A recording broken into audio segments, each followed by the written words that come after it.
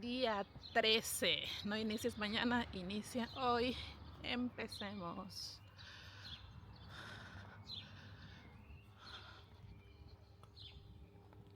Hoy hablemos de igualdad, pero no de esas palabras bonitas que adornan discursos, que lucen bien en pancartas y que se repiten en las aulas como si fuera una verdad incuestionable. No, hablemos de la otra, de la que no se dice en voz alta, de la que se siente en los silencios, en las miradas, en los pequeños gestos que nadie registra pero que todos entienden. La igualdad que no existe. Clara lo notó por primera vez cuando tenía 10 años. No fue un gran evento, nadie le gritó, nadie la insultó, nadie la empujó.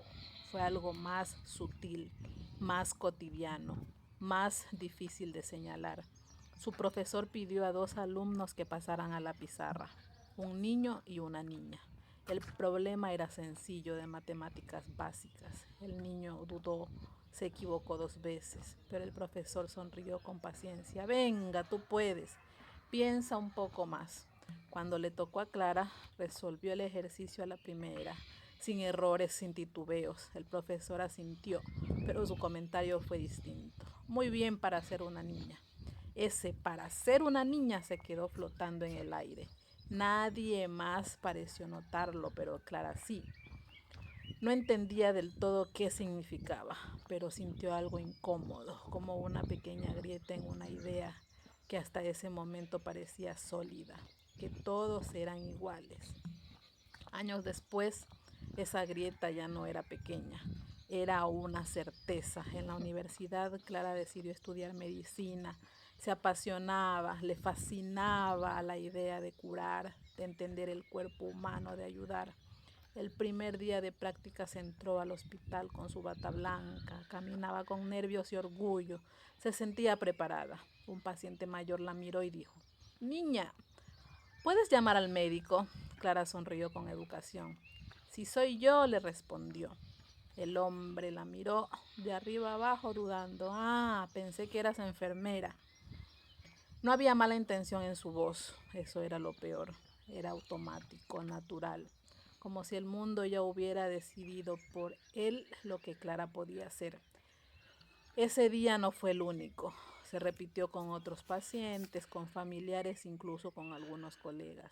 Mientras tanto, su compañero Marcos, con la misma bata, recibía otro trato. «Doctor, ¿qué opina usted?». Nadie le preguntaba si realmente lo era. Al otro lado de la ciudad, Samuel también vivía su propia versión de la falsa igualdad. Afroamericano, que había llegado hacía años, había estudiado, trabajado, esforzado, hacía todo como debía hacerse. Tenía un empleo estable, pagaba sus impuestos, cumplía con todas las normas. Una tarde, al subirse al autobús, se sentó junto a la ventana. Era un trayecto largo. En la siguiente parada subieron varias personas. El autobús estaba lleno, pero habían asientos libres. Unos pocos, pero los habían.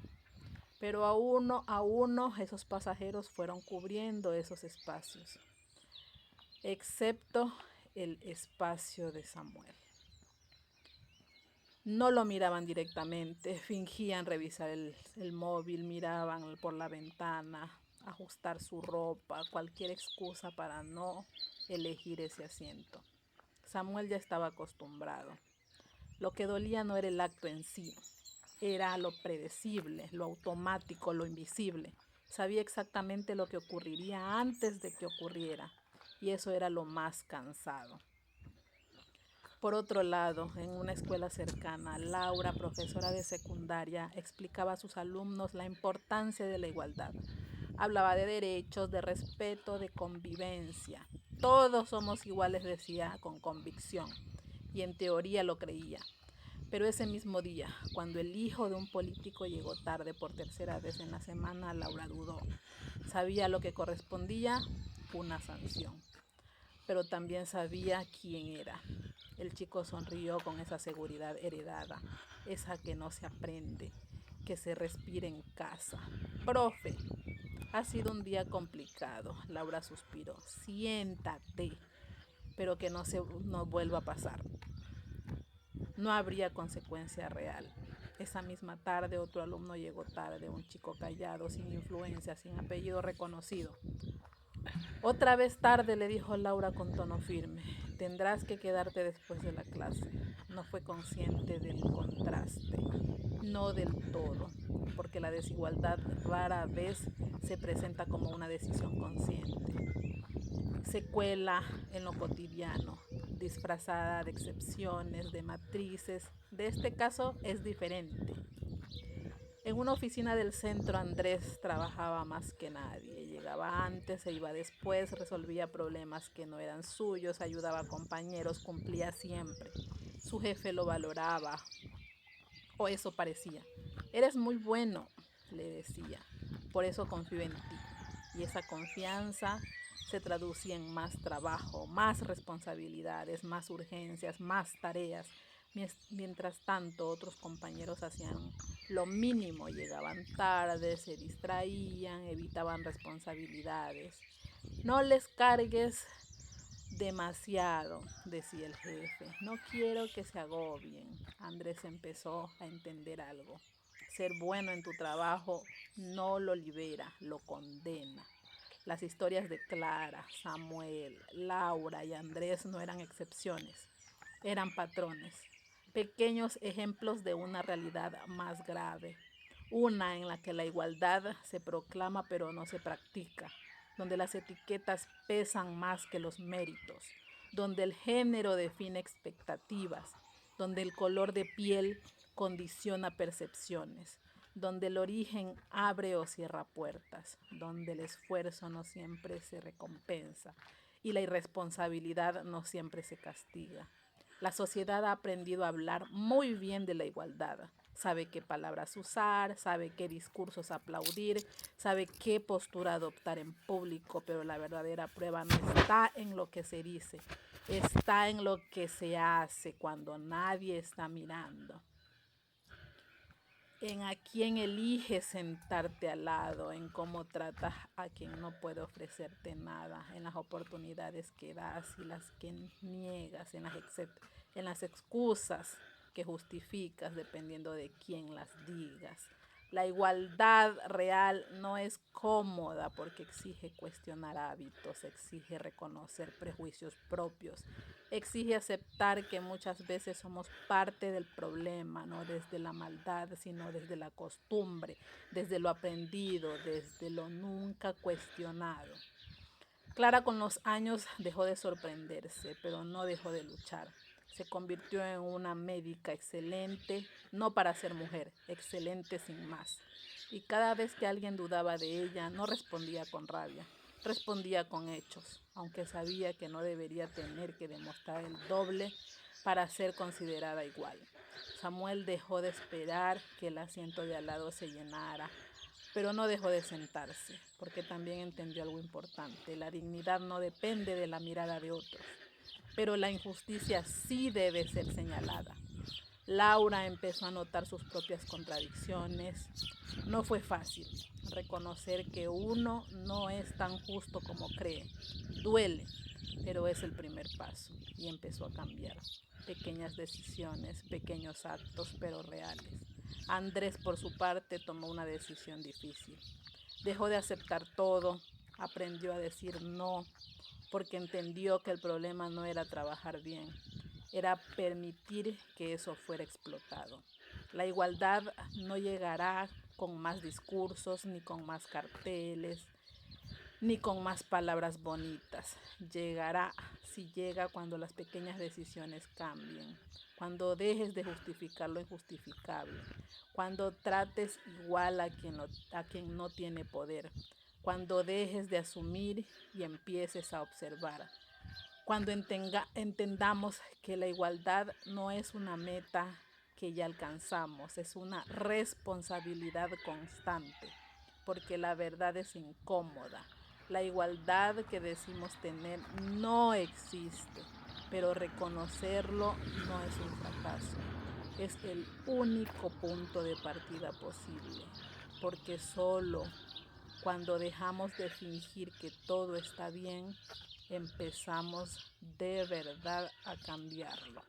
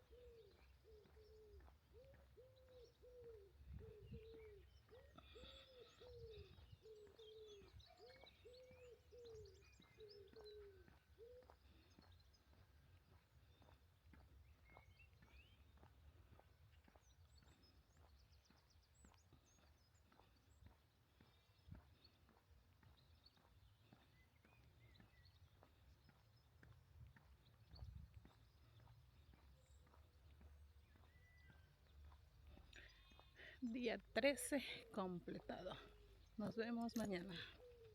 Chao.